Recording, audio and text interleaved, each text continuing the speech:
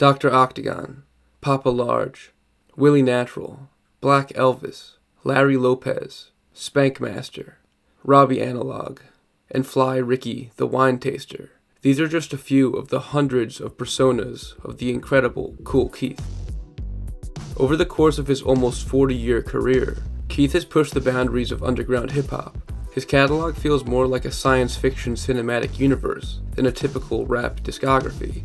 Over the past 39 years, he's released over 50 albums, been in over a dozen groups, and sported what feels like hundreds of alter egos. His music is so singular and outside of the norm, it's almost hard to believe that he got his start way back in the golden age of hip-hop in New York City. Of all the MCs who were active in the 80s, he has been by far the most prolific, never slowing down and continuing to evolve over the years. But his story starts in the birthplace of hip-hop, the Bronx.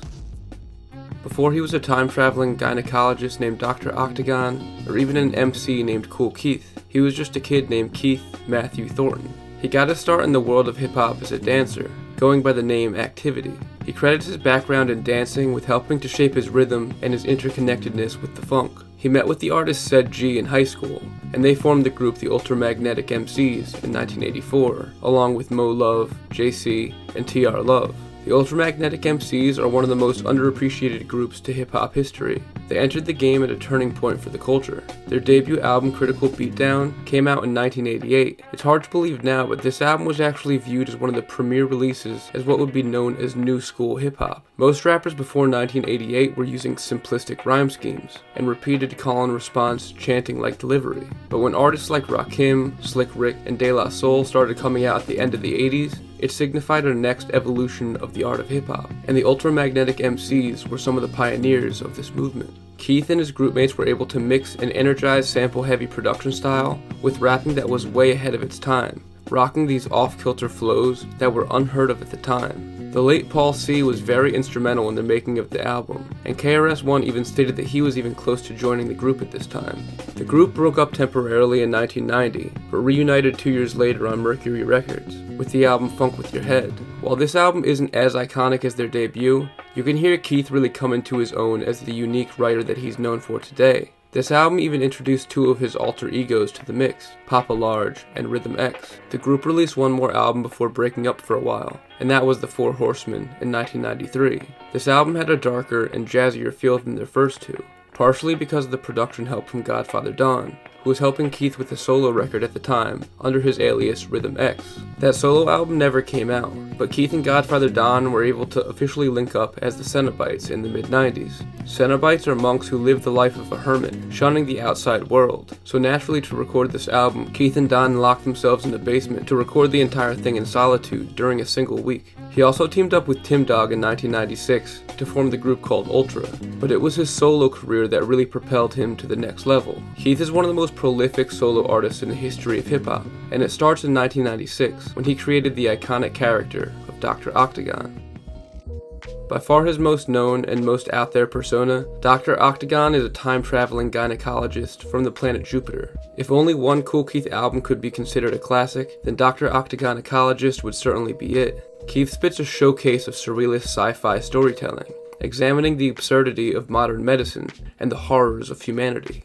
The album was produced by Dan the Automator, with scratches from DJ Qbert and some production by Cutmaster Kurt, and this is a must-listen for any fan of underground hip-hop. Dr. Octagon is also the essential character when understanding the lore of Kool Keith. This album also introduced some more of his personas like Mr. Gerbic, who is Dr. Octagon's 208-year-old uncle who is part man, part shark, part alligator, as well as another one of his most important aliases, Dr. Dooom, but I'll get to him in a few minutes.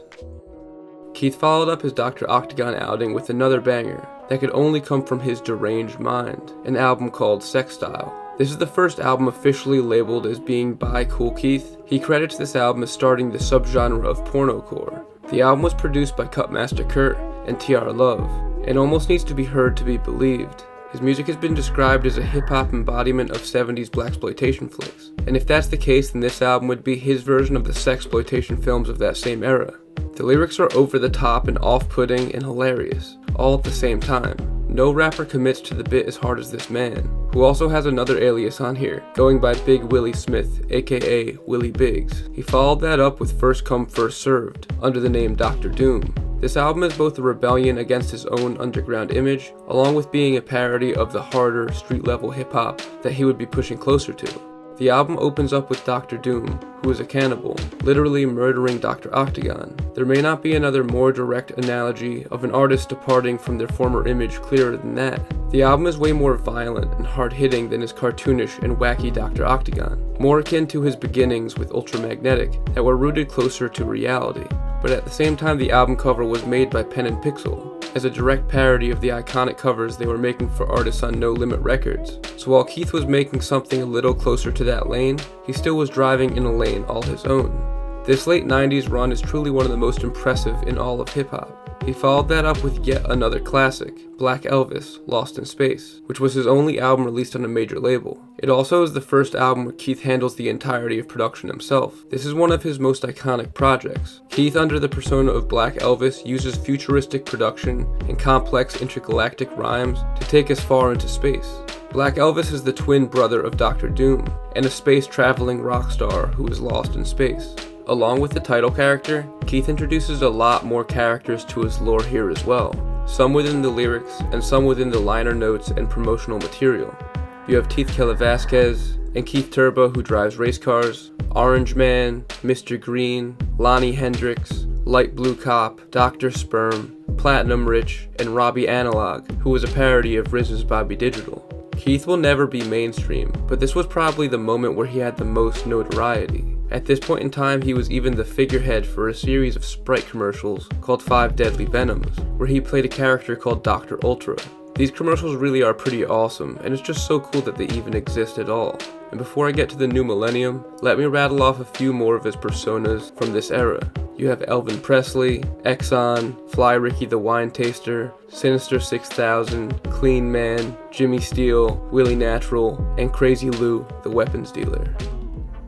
Now, as the 2000s rolled around, Keith found himself wanting to be truer to himself, rather than to all of his characters. So for his first album in the new millennium, he went under his birth middle name Matthew.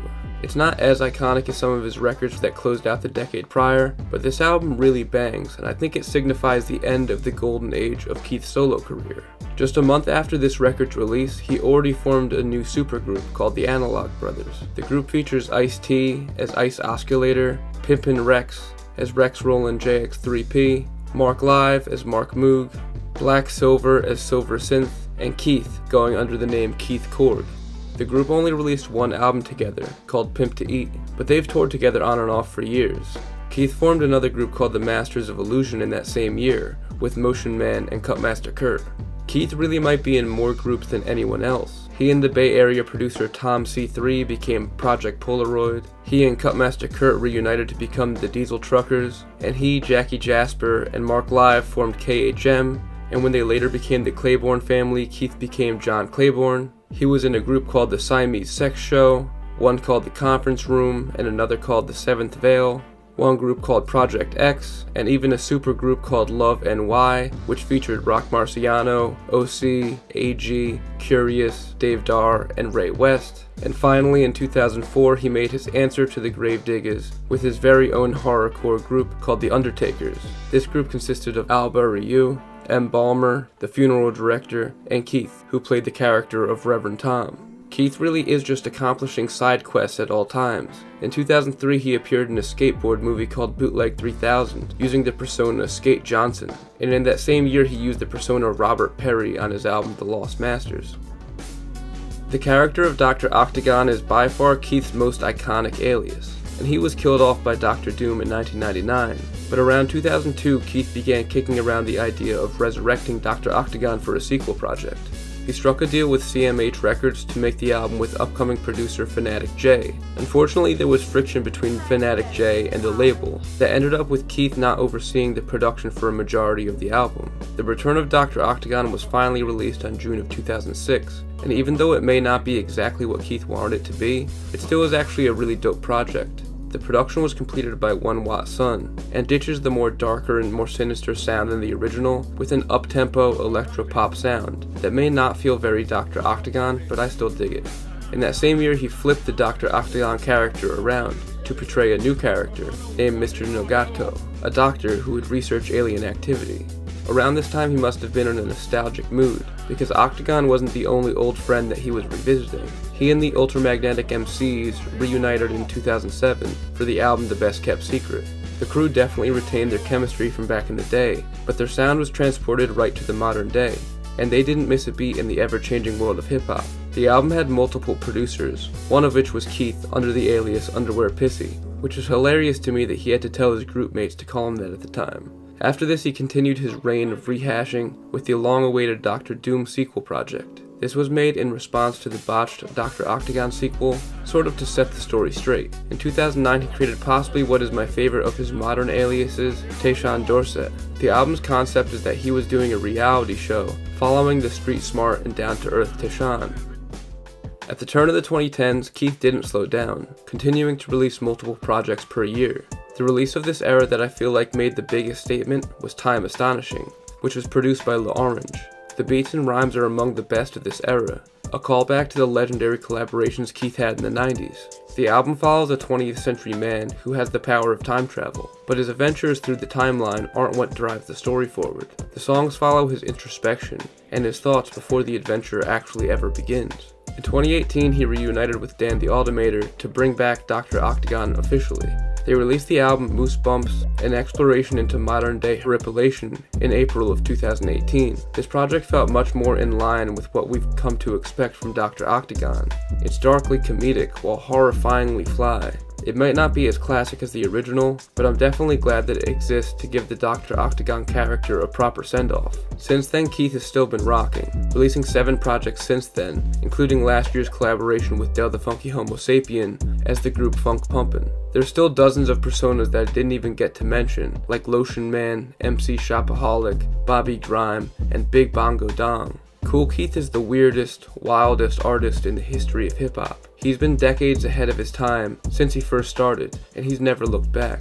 He's turning 60 years old later this year, so I just wanted to give him his flowers. So thank you, Kool Keith. Thank you, Dr. Octagon, and thank you to all of his other aliases for keeping hip-hop weird.